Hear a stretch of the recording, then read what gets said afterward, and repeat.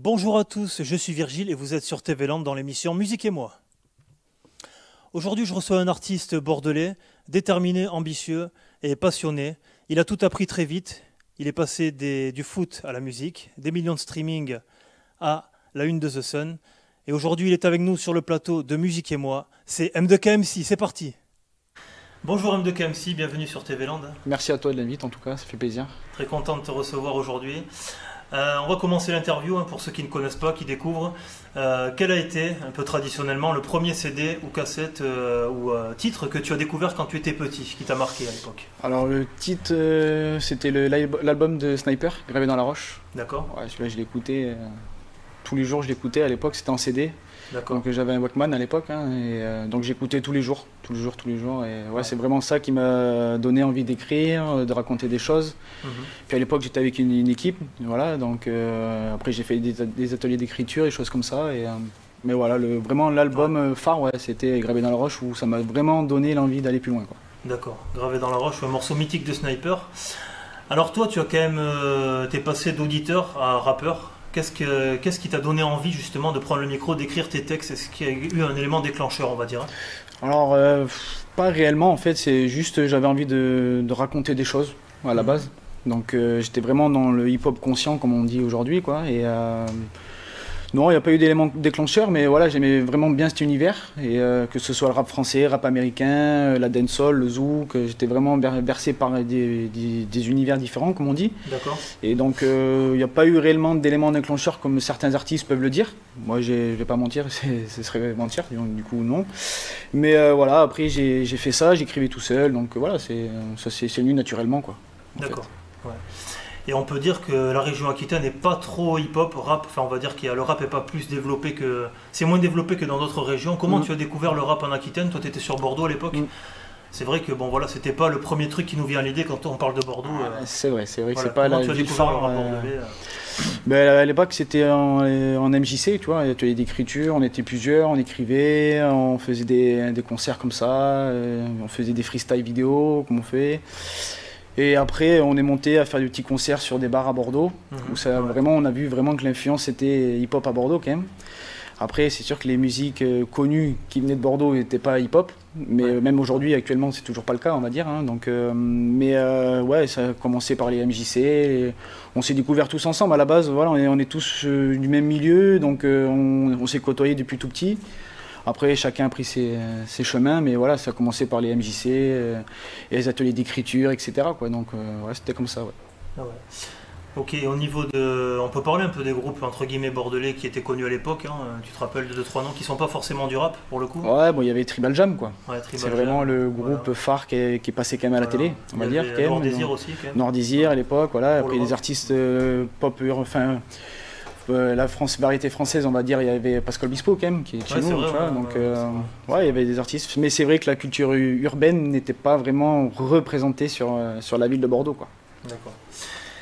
Tes débuts, on en a parlé à l'instant, il y avait un collectif, tu avais formé un groupe, c'était Emerald Records. Alors c'était pas forcément un groupe, c'était plus un collectif. Alors je m'explique pour les téléspectateurs, un collectif c'est pas un groupe, c'est des artistes qui se réunissent pour former un collectif. Ouais, c'est... Est-ce que tu peux nous en parler? C'est ça, pourquoi ouais. tu l'as fait si tôt? Parce que tu avais que 20 ans à l'époque, même pas, je sais même pas si tu avais 20 ans. Non, j'étais même pas majeur, là j'exagère, je pourrais pas te dire. Mais en fait, il y avait un des membres avec qui on avait sympathisé. En fait, il avait un studio à l'époque, donc j'enregistrais mes maquettes chez lui. On s'est vraiment liés d'amitié. Donc on a décidé de collaborer ensemble pendant des années. Après, on a ramené du monde autour de nous, et c'est vrai qu'on a tourné quoi pendant 2 ans ensemble. C'est là où j'ai pu faire mes premières grosses scènes, on va dire. On était monté sur Paris à l'époque, on avait fait... donc ouais, c'est une bonne expérience. Aujourd'hui, c'est vrai qu'on s'est perdu de vue. Chacun a pris ses distances, a pris son chemin. Mais ça s'est fait naturellement, comme je te dis, voilà, il avait son studio, moi j'avais rien, j'avais besoin d'enregistrer, donc je suis allé chez lui, on s'est liés d'amitié, quoi. Donc voilà, c'est parti d'une amitié avant de la musique, on va dire, quoi. Mais voilà, après on a créé ensemble ce truc-là, Emerald Records, ouais. Donc après tu es parti en solo pour le coup, commencer à rapper tout seul, à faire tes musiques, tes écrits. Mais est-ce que tu aurais pu directement commencer en solo? Tu penses que tu avais les épaules, bon, hormis le fait que tu pouvais pas enregistrer de morceaux, faut savoir qu'à l'époque les gens faisaient que des concerts, il n'y avait pas forcément d'enregistrement. Les épaules pour partir en solo, ouais. Bah après ça m'a servi aussi parce que du coup, on était 4 à l'époque dans le collectif. Chacun avait son univers aussi. Donc ça me permettait d'avoir plusieurs choses sur un morceau. On était 4, tu vois, donc du coup il y avait 4 univers différents, donc c'était pas mal.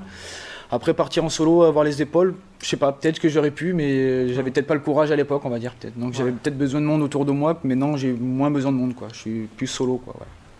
Solo, pas forcément, parce qu'on verra qu'il y a un autre membre qui est avec toi aujourd'hui, qu'on verra tout à l'heure, c'est DJ Fou, qu'on verra sur le live, bien sûr. C'est ça. Donc revenons sur les solos, donc tu es reparti en solo pour la première fois, et là c'est vrai que tu as connu un succès quand même, un succès. Comment ça bosse? Comment tu bosses en solo? Est-ce que tu as quand même des gens qui te conseillent sur ta musique? Comment ça se passe? Mais alors quand je suis parti en solo, ouais, j'étais tout seul, c'est vrai que j'avais sorti des morceaux qui avaient fait le buzz à l'époque quand même. Et je me suis fait repérer par une maison de disques, donc Believe Music à l'époque, qui avait quand même signé Diams, Kerry James, donc Youssoupha. Et là je me suis rendu compte que la musique c'était pas un jeu quoi en fait. Donc là, il y a une vraie usine derrière, il y a des gens, tu as une équipe autour, tu as des directeurs artistiques, tu as des community managers. De presse aussi, aussi. Voilà, donc tu te dis, ouais, là, tu rentres dans un autre univers, quoi. Mais tout ça, je suis content de l'avoir vécu, même si ça n'a pas pu aller plus loin. Ça m'a permis aussi de dire que dans le monde de la musique, c'est pas simple, et il n'y a pas que des gentils, quoi. C'est un monde de requins, comme on dit, donc... Mais je suis content de cette expérience, d'être parti en solo et de continuer comme ça maintenant. Maintenant, je travaille avec une autre équipe en maison de disques, mais Believe Music, c'est vraiment une expérience unique que je recommande à plein d'artistes. Après, peut-être que j'ai signé peut-être un peu tôt chez eux et que j'avais peut-être pas les épaules à l'époque, solo. Donc, mais c'est une bonne expérience quand même. Il y a eu plusieurs EP. Alors les EP pour les téléspectateurs, c'est comme des albums, sauf qu'aujourd'hui on appelle ça des mini-albums, c'est 5-6 titres, tout ça. Toi t'aimes bien cette formule-là, t'as fait pas mal d'EP, je crois que t'en as fait 4 ou 5. Ouais, c'est ça. Ouais. Voilà, c'est ça. Et il y a eu l'EP notamment qui s'appelle Back Summer Volume 1, et il a fait quand même 7000 streaming. 7000 ventes, pardon, il y a quand même énormément de streaming. Ouais, on est pratiquement à 100 000. Parler de ce succès. Mais en fait, c'était mon premier projet chez Addictive Music, du coup, qui m'ont proposé de sortir ça chez eux. Et c'est vrai que au début, je pensais pas avoir un tel succès en fait. C'est venu tout seul et ils ont bien travaillé derrière, ils ont fait une vraie com, ils ont pas fait semblant, quand ils m'ont pas pris pour un petit nouveau qui arrive et on met pas les moyens sur lui quoi. Donc ils ont mis des moyens, c'est vrai que bon, j'ai eu des moyens derrière moi, mais bon j'ai pas eu de radio nationale vraiment derrière moi, de télé. C'est juste vraiment les réseaux sociaux qu'on fait l'engouement de ça quoi. Mais aujourd'hui de toute façon c'est que les réseaux sociaux on va dire. Donc ouais 7000 ventes c'est honorable parce que je vois des artistes qui passent en radio, il y a des fois ils y sont pas totalement quoi. Donc je me dis c'est vrai que c'est et le volume 2 a eu aussi le même succès donc ouais je suis content d'avoir pu avoir un succès comme ça. Ça a ouvert des portes qu'on va dire. Enfin, l'industrie musicale et musique rap urbaine est redistribuée. On a vu Kerry James qui a refait une réédition d'album, il a vendu 200 albums quoi. Ouais, c'est triste pour un artiste comme ça, c'est vraiment triste. Pour les gens qui connaissent pas le rap, c'est un des plus gros rappeurs français aujourd'hui. La donne a changé, les jeunes ont pris le pouvoir entre guillemets. Ouais, maintenant c'est le streaming quoi, comme on dit, c'est avec toutes ces plateformes là qui sont accessibles à tous donc c'est vrai que c'est facile quoi. On va continuer, on va te découvrir puisque les téléspectateurs regardent l'interview mais ils ne connaissent pas encore ta musique. On va écouter un extrait de ton nouveau single qui s'appelle San Diego avec Wizkid en featuring. On écoute ça et on regarde aussi la petite vidéo sur TV Land dans Musique et moi. On se retrouve juste après avec M2KMC.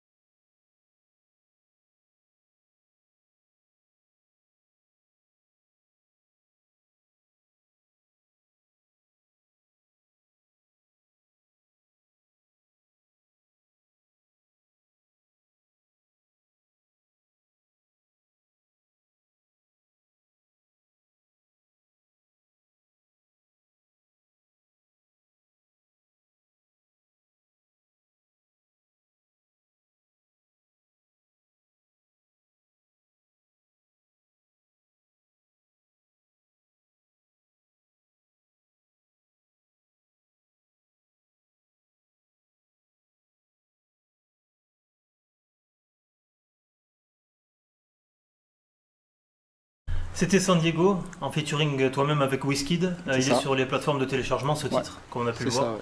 Est-ce que tu peux nous parler un peu de Wizkid, qui est ton invité sur ce titre? Alors, tout d'abord, bon, il y a beaucoup de gens qui le connaissent quand même dans le milieu urbain, c'est le protégé de Drake. Donc voilà, il s'est fait connaître avec ce morceau-là. Et du coup, en fait, on s'est suivi sur Instagram, en fait. Donc, du coup, quand j'ai vu ça, déjà, j'étais un peu choqué. Le mec, il est suivi par 3 millions de personnes, tu vois. Donc. Et du coup, j'ai écouté un peu plus sa musique. Et il y a un beatmaker Toulouse, Dean Beat, qui s'appelle, qui m'a contacté. Il m'avait envoyé des instrus, machin. Et la vibe du morceau, tu vois, j'aime bien. Ça fait un peu californien. Et lui, il est de là-bas aussi. Donc du coup, j'avais contacté plusieurs, parce qu'en fait, je suis tombé sur des emails complètement différents. Donc je savais pas trop où aller, en fait. Et sur Instagram, ça répondait pas. Donc... Et puis un jour, il y a quelqu'un qui m'a répondu et la collaboration s'est faite. Du coup, c'est Addictive Music qui a repris le relais. Donc après, tous les droits, machin, ça c'est eux qui ont géré, ça c'est pas moi. Et du coup, le morceau s'est fait comme ça, par hasard en fait. Je pensais pas dans l'avenir faire un featuring avec ce mec-là, mais du coup, ça s'est fait. J'ai vraiment adoré son univers musical. Donc voilà, ça s'est fait juste comme ça. Et grâce aussi au beatmaker de Toulouse, Dean Beat, là, qui m'a envoyé cette prod-là. Et, on en voit le succès maintenant, quoi. Et au niveau de ce titre, c'est un inédit, il faut le savoir, il n'est pas sur tes albums celui-là? Non, c'est un inédit. Ouais. Celui-là, il est juste sorti comme ça, juste single. Ouais. Juste avant, il y avait le morceau Ya Salam que tu as sorti il y a quelques mois. Ouais, en février dernier. Ça fait un gros buzz quand même, il faut le dire. Peux-tu nous expliquer le succès de ce titre, Parce que c'était aussi à l'époque sur TikTok, pour les jeunes qui ne connaissent pas. C'est ça, ouais. Une application. Donc du coup, en fait, c'est son manager à lui qui m'a contacté.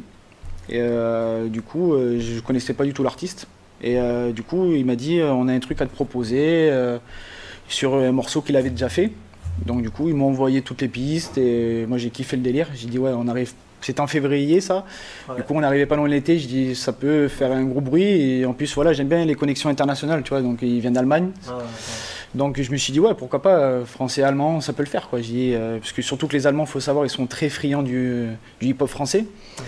Donc du coup, je dis ouais, on tente l'expérience quoi. Et du coup, ouais, c'est vrai qu'il y a eu gros succès. Ouais. C'est vrai que je m'attendais pas que ça prenne aussi vite quoi. Surtout très rapidement quoi. Ouais. En tout cas, c'était bien. C'était une belle expérience pour toi aussi. Toutes ces connexions, c'est vrai que ça apporte beaucoup pour un artiste. Ouais, et puis ça diversifie un peu le monde urbain aussi. C'est bien. Et lui, il arrive avec son univers un peu rail, on va dire. Ouais, c'est vrai. Ouais. Donc c'est bien aussi de se mélanger avec d'autres univers. Moi, on est pour le partage en fait. Faut tous mélanger quoi. Est-ce que ces deux morceaux seront sur ton nouvel album, sur la réédition Non. Ça, c'est juste des singles comme ça. Maintenant, on va parler d'une personne qui est venue avec toi aujourd'hui. C'est DJ Fou, qui t'accompagne sur scène depuis plusieurs années. Faut savoir pour les personnes, les téléspectateurs qui ne connaissent pas le rap, qu'à chaque fois qu'il y a un rappeur qui est sur la scène, il y a un DJ avec lui qui est derrière avec les platines, comme on peut voir à la télé. C'est important pour les rappeurs. C'est un peu la base du mouvement et toi tu as donc rencontré DJ Fou il y a quelques années. Qu'est-ce qui t'apporte aujourd'hui sur les concerts? Qu'est-ce qui a changé en fait et comment tu l'as rencontré? Alors comment je l'ai rencontré? Alors, moi je le connaissais déjà de vue à l'époque quand j'avais 14-15 ans et choses comme ça, on se voyait sur des tremplins, des scènes ouvertes. Mais bon, jamais vraiment fréquenté quoi. Lui il avait son équipe, moi j'étais jeune à l'époque en plus donc je débutais donc voilà.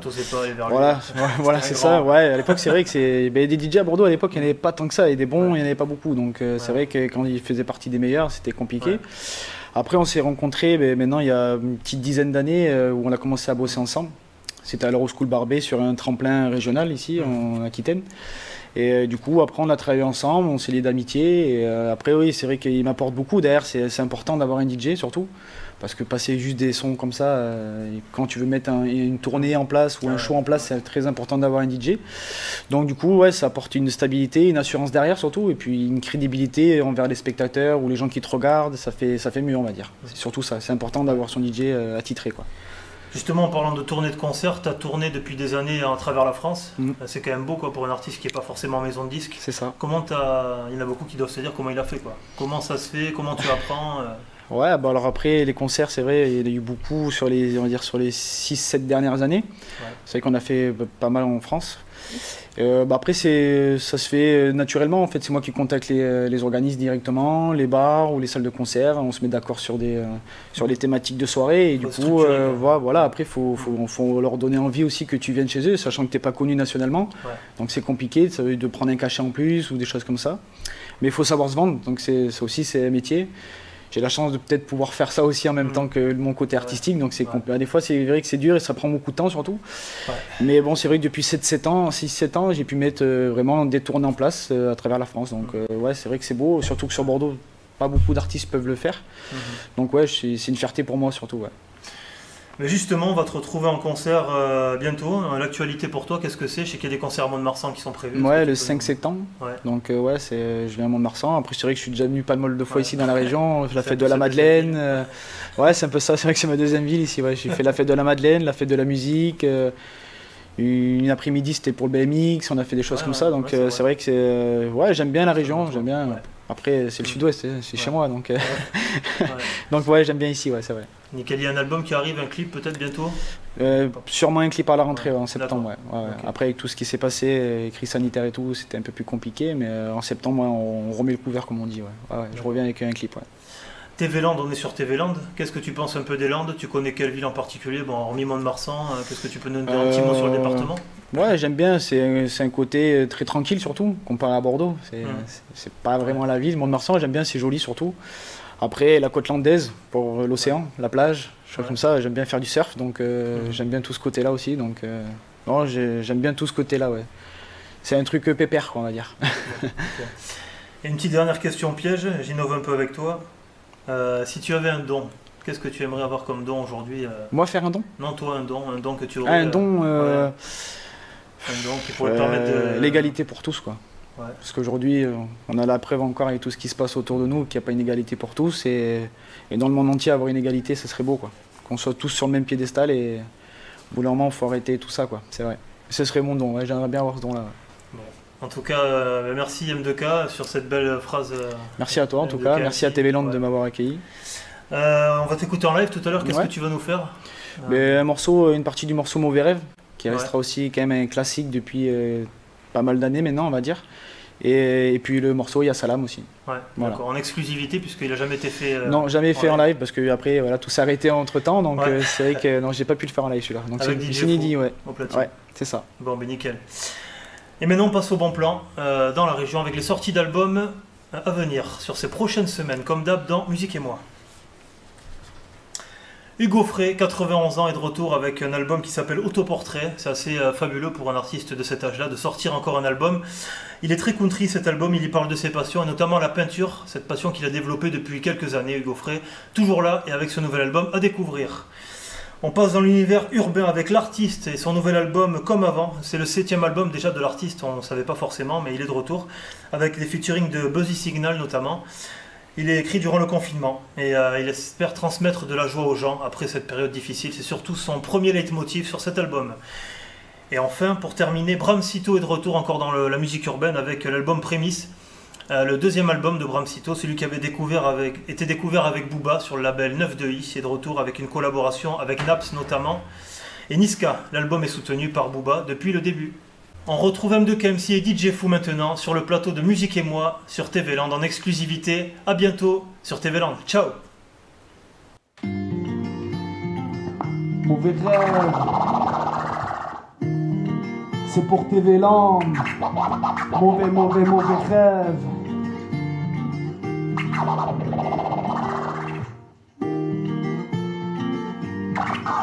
Mauvais rêve.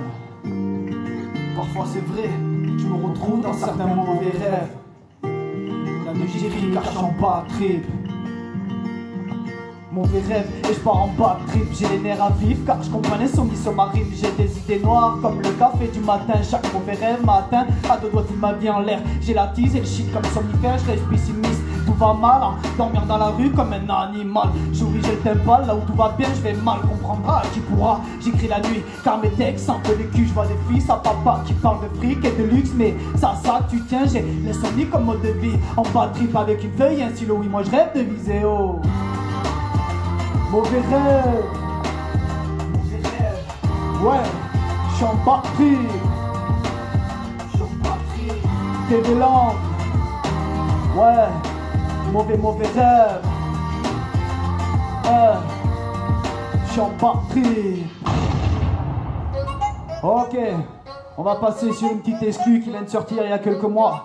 Ya Salam, bientôt les 100 000 vues sur Facebook, sur YouTube. Allez, check ça. Hey.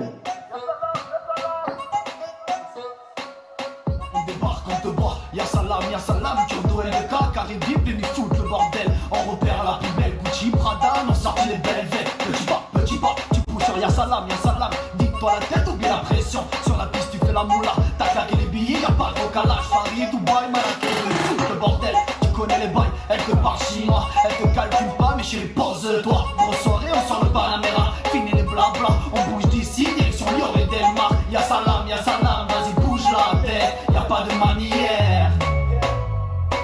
Non, y'a pas de manière. Toi, faire le salam. Y'a salam.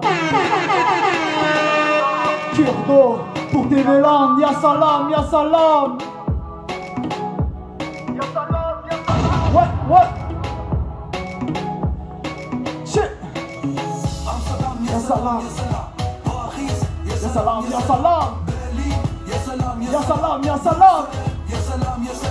Turdo. Ouais. Y'a salam. Ouais. Elle fait la belle, ce serait déjà sort. Petit pas, je mets du jack dans mon coca chérie. On se capte à la terre, mais c'est ça, mon chérie. Tout est sous le matelas, viens faire guérir. T'appelles un peu de 3 balles, ce soir on partira. Le quartier a validé, tu m'as connu, ce soir on validé. Fini les blabla, on bouge direction Lyon et Delmar. Y'a salam, ce soir on bouge direction Lyon et Delmar. Y'a salam. Non, y'a pas de manière. Passe-leur le salam. TV Land, Turdo, M2K. Ouais. Ça fait. Y'a salam. Check ça. Y'a salam.